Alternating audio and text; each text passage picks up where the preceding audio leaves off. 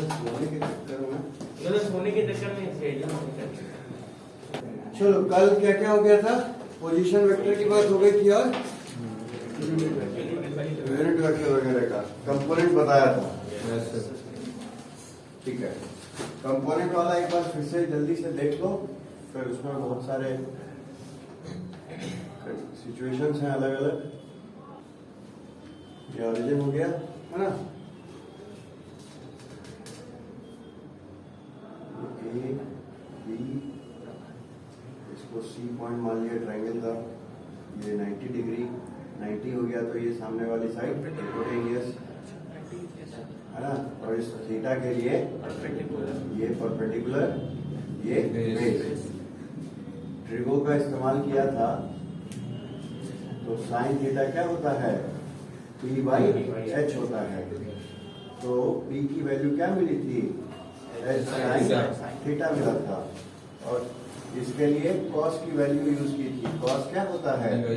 H by hypotenuse. तो base की value क्या मिली थी? H cos theta. ठीक है, अब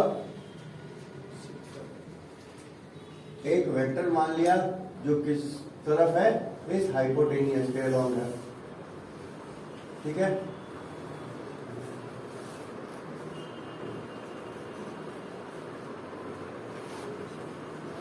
ये हो गया ए वेक्टर।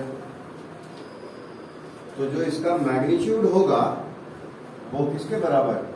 हाइपोटेनियस के बराबर है ना। तो ये जो परपेंडिकुलर का वैल्यू है वो क्या हो जाएगा? ए साइन थीटा। बेस की वैल्यू क्या हो जाएगी? ए कॉस थीटा है ना। तो ये जो ए साइन थीटा की वैल्यू है इस साइड की, इसको हम डायग्राम में यहां ड्रॉ करते हैं।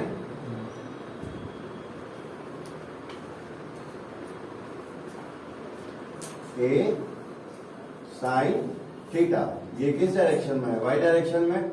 और ये वाला साइड तो है ही ए कॉस थीटा। ये क्या है? ए कॉस थीटा है, जो कि एक्स डायरेक्शन में है। तो ये दोनों वैल्यूज जो हैं वो एक्स और वाई कंपोनेंट्स कहलाते हैं किसके? वेक्टर ए के, है ना। और इन कंपोनेंट्स के टर्म्स में अगर हम ए वेक्टर को लिखना चाहें तो कैसे लिखेंगे? ए एक्स आई कैप, ए वाई जे कैप, ए कॉस थीटा आई कैप और ए साइन थीटा जे कैप। ठीक है, अब अलग अलग सिचुएशंस की बात करते हैं।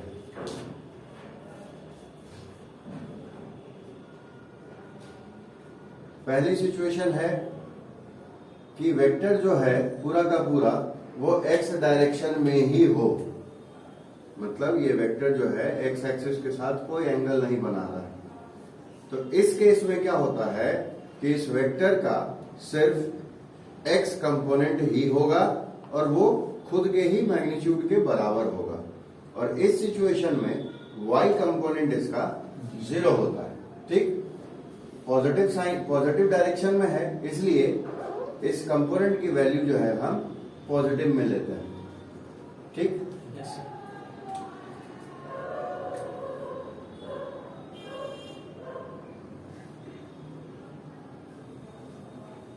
ये एक्स एक्सिस, ये वाई एक्सिस। अब मान लिया दूसरी कंडीशन है कि ए वेक्टर जो है वो एक्स एक्सिस के साथ थीटा एंगल बना रही है। ठीक है, तो कंपोनेंट्स में ध्यान रखना है कि थीटा के सामने वाला जो होगा वो साइन कंपोनेंट होगा। तो थीटा का सामने वाला ये है ना, इसको यहां ड्रॉ करेंगे तो ये क्या होगा? साइन कंपोनेंट होगा। इसकी वैल्यू कितनी? ए साइन थीटा। और ये किस डायरेक्शन में है? वाई डायरेक्शन में। तो ये वाई कंपोनेंट हो गया और पॉजिटिव डायरेक्शन में ही है, इसलिए पॉजिटिव वाई। और दूसरा वाला ए कॉस थीटा, तो ए एक्स हो जाएगा पॉजिटिव में ए कॉस थीटा। ठीक है, तीसरी सिचुएशन है इसमें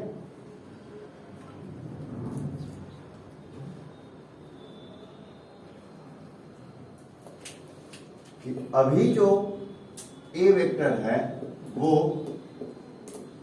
वाई एक्सिस के साथ थीटा एंगल पे है, तो क्या कहे हैं कि थीटा के सामने वाला साइन कंपोनेंट होगा। तो इस केस में ये जो है वो साइन कंपोनेंट बन जाएगा, मतलब अभी एक्स कंपोनेंट जो है वो साइन थीटा वाला होगा, और चूंकि पॉजिटिव एक्स में है इसलिए प्लस में, और ये बच गया ट्रायंगल का साइड, ये हो गया ए कॉस थीटा। ये कौन सा component? Y component, positive Y axis में इसलिए प्लस। ठीक, चौथा सिचुएशन कि ये पूरा का पूरा वेक्टर वाई डायरेक्शन में हो जाए।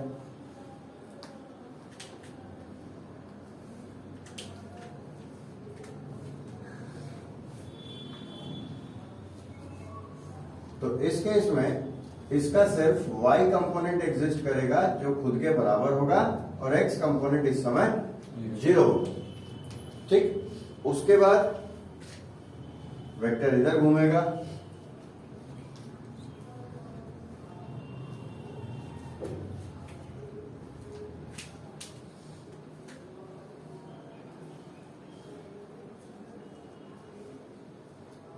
ये इधर थीटा, तो क्या है? थीटा के सामने वाला साइन।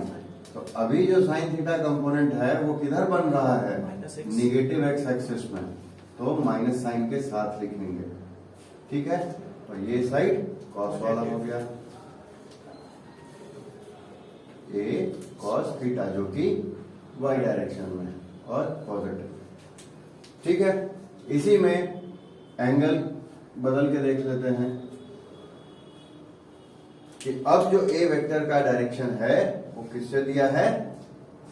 एक्स एक्सिस के साथ ही दिया हुआ है। ठीक है, तो थीटा के सामने वाली साइड साइन थीटा, तो इस समय ये वाला कंपोनेंट जो है वो ए साइन थीटा हो जाएगा। तो ये है वाई डायरेक्शन में, पॉजिटिव वाई है, और ये हो जाएगा अभी ए कॉस थीटा निगेटिव में एक्स कंपोनेंट। ठीक है, तो एंगल पे डिपेंड करेगा उसका वैल्यू। अब वेक्टर और घूमेगा तो किधर जाएगा? नेगेटिव एक्स एक्सिस के अलॉन्ग हो जाएगा।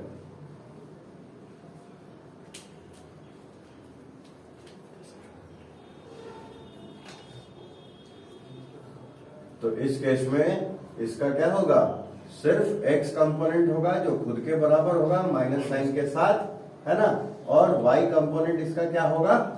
0 होगा। अब वेक्टर घूम के इधर आएगा थर्ड क्वाड्रेंट में,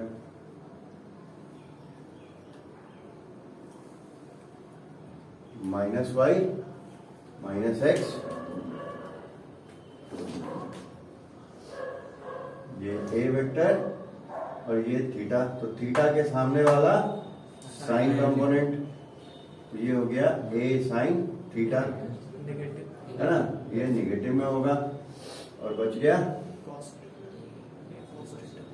ए कॉस थीटा निगेटिव में ए एक्स। ठीक,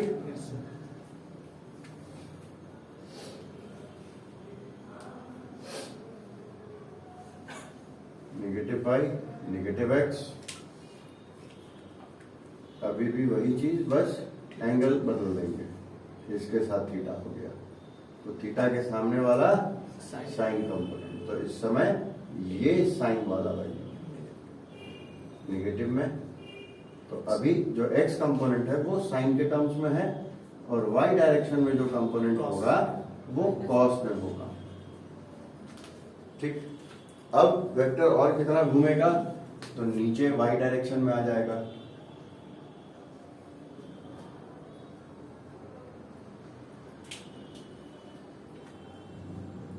अभी वेक्टर क्या है? पूरा पूरी y डायरेक्शन में, तो इस समय जो इसका कंपोनेंट होगा वो y में ही होगा और खुद के बराबर होगा, और x कंपोनेंट 0। तो देखो y में नीचे की तरफ हो चाहे y में ऊपर की तरफ, दोनों ही केस में x कंपोनेंट क्या है? 0 है। दोनों ही केस में y कंपोनेंट क्या है? वेक्टर के ही बराबर है। सेम चीज x वाले में, चाहे पॉजिटिव x डायरेक्शन में हो चाहे निगेटिव एक्स डायरेक्शन में हो, दोनों में y कंपोनेंट 0 है ना, और x कंपोनेंट जो है वो खुद के ही बराबर है। प्लस माइनस साइन हम डायरेक्शन के हिसाब से असाइन कर देते हैं। अब सेकंड लास्ट कंडीशन इसकी,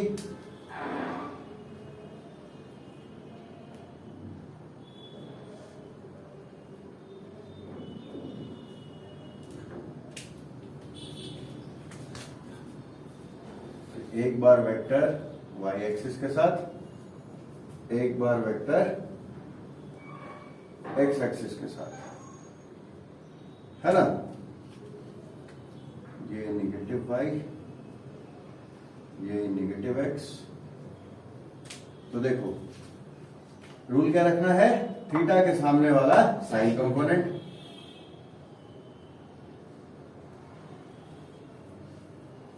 ये पॉजिटिव एक्स है ना,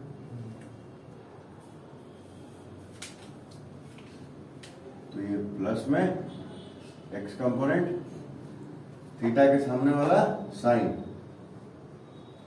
तो ए साइन थीटा, ये नेगेटिव वाई में है, और ये क्या था वाई कंपोनेंट, और बच गया यहाँ पे ये वाला, तो ये हो गया कॉस माइनस साइन के साथ, और यहाँ पे ये हो गया कॉस पॉजिटिव साइन के साथ एक्स कंपोनेंट। ठीक है, तो इतने सिचुएशंस हैं वेक्टर्स के रेक्टेंगुलर कंपोनेंट्स। ठीक, इसमें हम दो वेक्टर्स मान लेते हैं,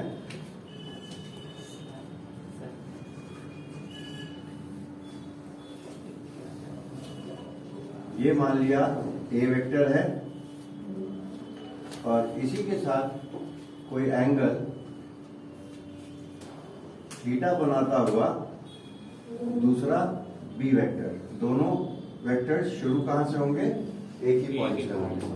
ठीक है, इन दोनों साइड्स को अगर हम एक्सटेंड करें, एक इधर से नीचे वाले के पैरेलल और इधर से लेफ्ट के पैरेलल, इसके पैरेलल, है ना।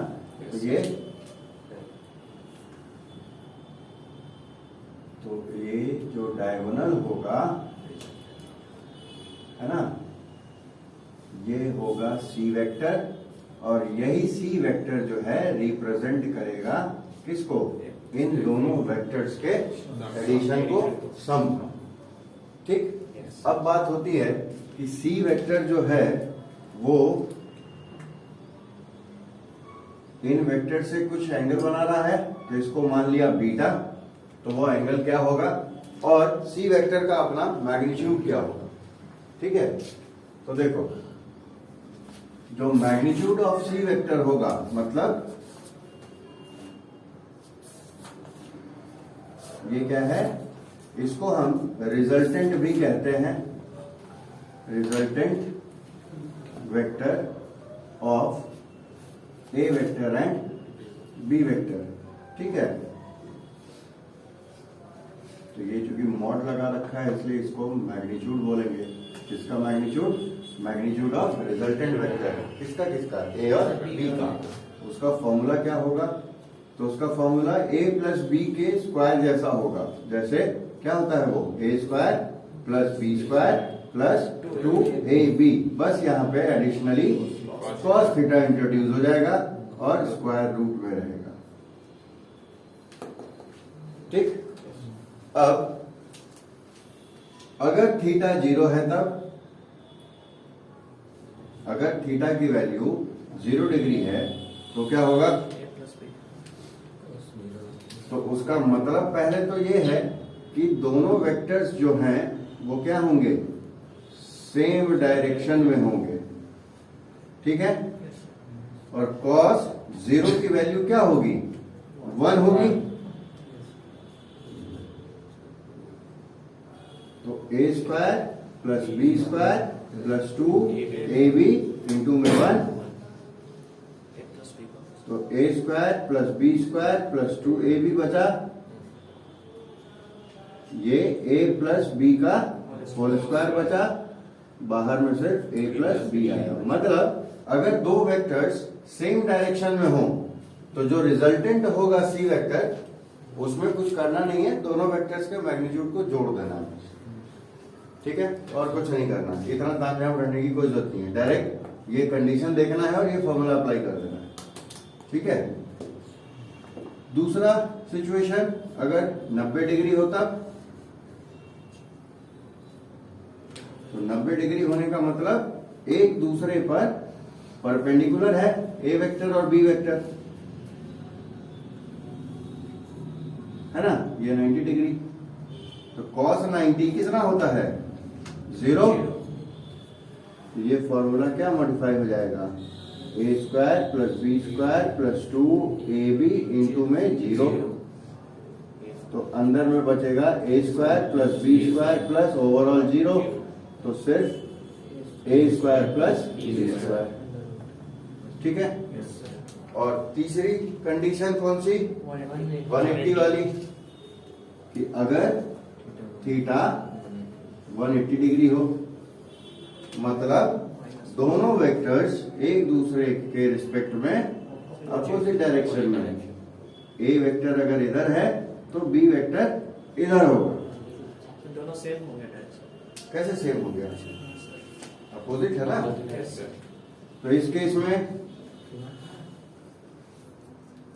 ए square plus B square plus 2ab और cos 180 होता है -1, तो ये हो गया A square plus B square minus में 2ab, ये किसका फॉर्मूला है, ए माइनस बी के होल स्क्वायर का, तो आंसर रहेगा सिर्फ, ठीक है। मतलब दो वेक्टर्स अगर अपोजिट डायरेक्शन में है तो रिजल्टेंट का वैल्यू क्या होगा, दोनों का सिंपली सब्सट्रैक्शन, ए के मैग्नीट्यूड से बी को घटा देना है, ठीक है। यहां पे एक और आंसर पॉसिबल है, बी माइनस ए, ठीक है। अब है कि ए माइनस बी कब यूज करेंगे, बी माइनस ए कब यूज करेंगे, तो जो बड़ा होगा उसमें से छोटे को घटाएंगे। अगर ए बड़ा है तो ए माइनस बी करेंगे, अगर बी बड़ा है तो बी माइनस ए करेंगे, ठीक है। क्लियर है। अब दूसरी बात क्या है कि इसका एंगल कैसे निकलेगा, तो इसको हम निकालते हैं tan की मदद से। tan थीटा क्या होता है, परपेंडिकुलर बाई बेस, तो हमको यहाँ पे लिखना है tan बीटा। तो हम इसके डिटेल में नहीं जाएंगे कि कहां से आया ये, हम फॉर्मूला की बात करते हैं सीधा। किसके रिस्पेक्ट में, ए के रिस्पेक्ट में है, तो tan यहाँ पे ए का मैग्नीट्यूड यहाँ आ जाएगा, बच गया बी वेक्टर, तो बी के साथ एक बार sin थीटा, ये पूरा थीटा वाला, और बी के साथ एक बार cos थीटा, ठीक है। तो यहां से बीटा की वैल्यू क्या लिख सकते हैं, tan inverse B sin theta by A plus B cos theta, ठीक है। यही एंगल अगर बी के रिस्पेक्ट में बोलता लिख लें तो यहाँ पे बी आ जाता और यहाँ पे ए आ जाता, ठीक है। जिसके रिस्पेक्ट में निकालेंगे उसका मैग्नीट्यूड इस पोजीशन पे रहेगा, ठीक, ध्यान रहेगा ये चीज। अब इसमें देखो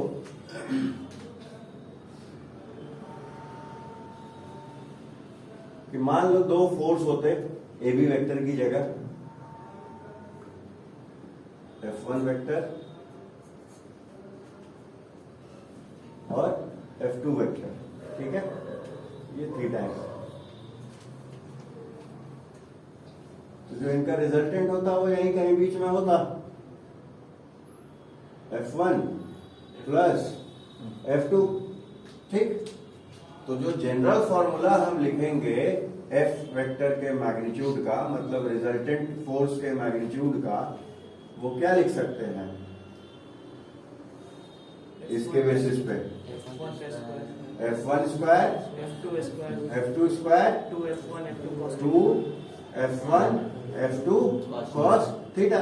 यहां तक तो कोई दिक्कत नहीं है, लेकिन अगर कई बार न्यूमेरिकल्स में क्या होता है कि F1 और F2 की वैल्यू जो है वो सेम मिलती है, इससे तुम्हारा न्यूमेरिकल आसान हो जाता है, क्योंकि वहां से तुम्हारा स्टेप उसको चेक करना है कि तुमको आता है कि नहीं आता है। तो मान लिया कि कॉमन मैग्नीट्यूड F हो गया, ठीक, तब यही फॉर्मूला किसमें मॉडिफाई होगा, क्योंकि ये F ले रहे हैं इसलिए इसको F रिजल्टेंट ले लो, ठीक है, कंफ्यूजन नहीं होगा। तो अब जो एफ रिजल्टेंट का फॉर्मूला है वो क्या मॉडिफाई हो जाएगा, एफ स्क्वायर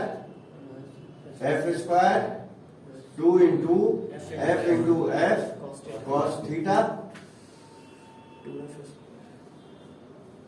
तो अभी फिलहाल एक स्टेप रहने देते हैं एज इट इज, ये दोनों एफ मिलके 2f स्क्वायर कॉस थीटा है ना।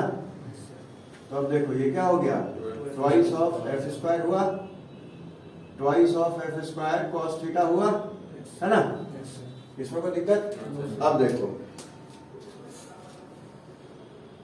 थीटा अगर 0 होता तो, थीटा 90 होता तो, थीटा 180 होता तो, ये सिचुएशंस न्यूमेरिकल्स में मिलेंगी। तो इस केस में क्या होता है, ये 2f स्क्वायर इंटू 1 होता है ना। इस केस में 2f स्क्वायर इंटू 0 होता, और इस केस में 2f स्क्वायर इंटू -1 होता है ना। तो इस केस में तो ये 2f square plus 2f square बचेगा, इस केस में 2f स्क्वायर बचेगा 0 हो जाएगा, इस केस में 2f square minus 2f square हो गया। तो इस केस में तो तुम्हारे पास क्या है 4f स्क्वायर है, जो कि फाइनली हमको ट्वाइस ऑफ f हो जाएगा, मतलब जस्ट डबल, मतलब a प्लस b का कंसेप्ट f1 प्लस f2 मतलब f प्लस f 2f है ना। इस केस में बचा सिर्फ 2f स्क्वायर, तो f बाहर आ गया है ना, और √2 जो है वो बचा रह जाएगा। तो इसको हम इस तरह भी लिख सकते हैं √2f, ठीक। और इस केस में तो भाई साहब 0 हो गया, काम खत्म है ना। मीन्स अगर इक्वल वेक्टर्स हैं और अपोजिट डायरेक्शन में हैं तो एक दूसरे को वो न्यूट्रल कर देंगे। अगर इक्वल वेक्टर्स सेम डायरेक्शन में है तो सिंपली डबल हो जाएंगे। अगर इक्वल वेक्टर्स परपेंडिकुलर हैं तो √2 टाइम्स होगा, √2 की वैल्यू होगी 1.414, मोटा मोटी 1.5 गुना।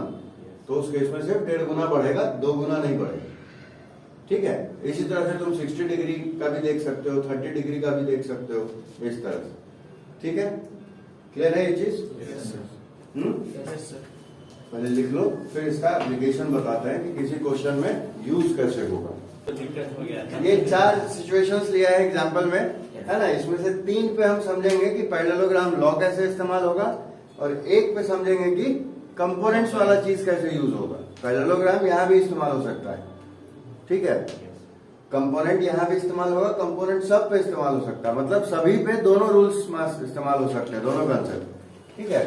देखो सारे इक्विलैटरल ट्रायंगल है सिवाय इसके, ये 90 डिग्री वाला है, ठीक है। अब देखो मान लेते हैं कि इस Q1 पे हमको फोर्सेस देखना है, तो माइनस चार्ज है, ये माइनस चार्ज है ना। ये दोनों इस चार्ज को किधर अट्रैक्ट करेगा, अपनी तरफ अट्रैक्ट करेगा, है ना। तो चूंकि सेकंड चार्ज अट्रैक्ट कर रहा है इसलिए F2 नाम दे दिया, ये अपनी तरफ अट्रैक्ट करेगा, F3 नाम दे दिया इस फोर्स को, ठीक है। तो चूंकि इक्विलैटरल ट्रायंगल है इसलिए इन दोनों वेक्टर्स के बीच में कितना एंगल बनेगा, 60 डिग्री का बनेगा, ठीक है। तो हमको थीटा पता चल गया। कूलम्ब्स लॉ जब चैप्टर में पढ़ेंगे तो हमको इन फोर्सेस का मैग्नीट्यूड भी निकालने आ जाएगा, अभी सिर्फ हम F2 F3 पे बात कर रहे हैं, ठीक है। तो हमको कूलम्ब्स लॉ के फॉर्मूले से फोर्सेस का वैल्यू भी पता होगा, थीटा हमको पता चल गया इसलिए कॉस थीटा का भी वैल्यू पता होगा। हमको सिर्फ ये कैलकुलेशन करना है और ये कैलकुलेशन करना है। तो रिजल्टेंट कहाँ होगा, इन्हीं दोनों के बीच में कहीं होगा। तो रिजल्टेंट जो होगा F23 का वो क्या हो जाएगा, अंडर रूट में F2 का स्क्वायर F3 का square twice of F2 F3 cos 60 degree. तो इससे रिजल्टेंट निकल जाएगा। सिमिलरली tan बीटा वाला फॉर्मूला लगा के हम किसी एक के रिस्पेक्ट में एंगल निकाल लेंगे। तो अगर tan beta with respect to F2 पूछा तो क्या करेंगे, F2 यहां आ जाएगा, ठीक है।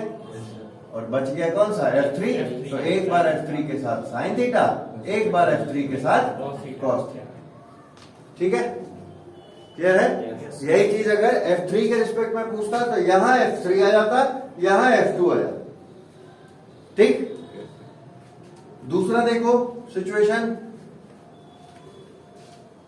ये प्लस है ये माइनस है, तो ये तो इसको इधर धकेलेगा, है ना, और ये इसको अपनी तरफ अट्रैक्ट करेगा क्योंकि नेगेटिव चार्ज है। ठीक, तो देखो एंगल कैसे निकलेगा बीच का, तो पैरेलल लाइंस का देखो कंसेप्ट, ये एंगल जितना होगा उतना ही ये होगा, तो ये 60 है तो ये भी 60 होगा, ये जितना है उतना ही ये है, तो ये 60 है तो ये एंगल भी 60 होगा, तो ओवरऑल कितना हो गया ये 120 डिग्री। तो रिजल्टेंट जो है वो इन्हीं के बीच में होगा कहीं, है ना। तो अगेन ये फॉर्मूला लगा देंगे, बस cos 60 की जगह cos 120 आ जाएगा। ठीक, tan बीटा निकाल लेंगे किसी एक के रिस्पेक्ट में, जिसके रिस्पेक्ट में निकालेंगे उसकी वैल्यू यहाँ पे मेंशन होगी। क्वेश्चन में दिया रहेगा किसके हाँ। रिस्पेक्ट में निकालना। हाँ ठीक है, क्वेश्चन ऐसे हवा में नहीं पूछता। ठीक है, अब यहाँ पे देखो, इस पे देखते हैं, तो ये पॉजिटिव है ये पॉजिटिव है, रिपेल करेगा इस तरफ, तो वो F1 चार्ज था तो F1 नाम रख दिया। ये भी रिपेल करेगा किस तरफ, इस तरफ, F3 नाम दे दिया। देखो 90 डिग्री है, ठीक है, तो रिजल्टेंट कहाँ हो, यही कहीं बीच में होगा, तो निकाल लेंगे 1/3 का। तो इसमें क्या होगा, सिर्फ F1 स्क्वायर और सिर्फ F3 स्क्वायर बचेगा। क्यों, क्योंकि ये वाला टर्म तो गायब हो जाएगा, है ना, सिर्फ अंडर रूट में a square plus b square बचेगा। ठीक, और ये देखो, देखो पॉजिटिव है ये पॉजिटिव है, रिपल्शन हुआ, ये नेगेटिव है, अट्रैक्शन हुआ,